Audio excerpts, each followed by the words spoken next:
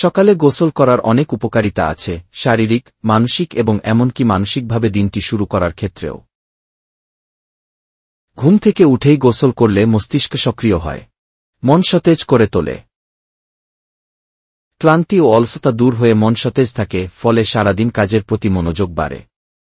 রক্ত সঞ্চালন বাড়ায়। বিশেষ করে ঠান্ডা পানি দিয়ে গোসল করলে রক্ত সঞ্চালন ভালো হয়। এটি শরীরের কোষে অক্সিজেন সরবরাহ বাড়ায়, ফলে শক্তি ও উদ্যম বৃদ্ধি পায়। ইমিউন সিস্টেম মজবুত করে। নিয়মিত সকালে গোসল করলে শরীরের প্রতিরোধ ক্ষমতা উন্নত হয়। ঠান্ডা পানি শরীরের শ্বেত রক্তকণিকা সক্রিয় করে, যা রোগ প্রতিরোধে সহায়তা করে। ত্বক ও চুলের যত্নে সহায়তা করে। সকালে ধুলোময়লা বা তেল অপসারণ হয়। ঠান্ডা পানি ত্বকের ছিদ্র বন্ধ রাখে এবং চুল ঝলমলে করে তোলে।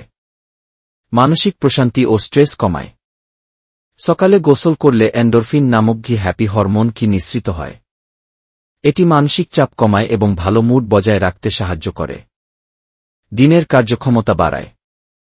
সকালে গোসলের পর শরীর হালকা ও ফ্রেশ লাগে, ফলে অফিস, ক্লাস বা কাজের প্রতি আগ্রহ বেড়ে যায়। ত্বকের রক্তপ্রবাহ উন্নত করে। বিশেষ করে হালকা গরম পানিতে গোসল করলে রক্তপ্রবাহ উন্নত হয়, যা ত্বককে উজ্জ্বল ও সুস্থ রাখে।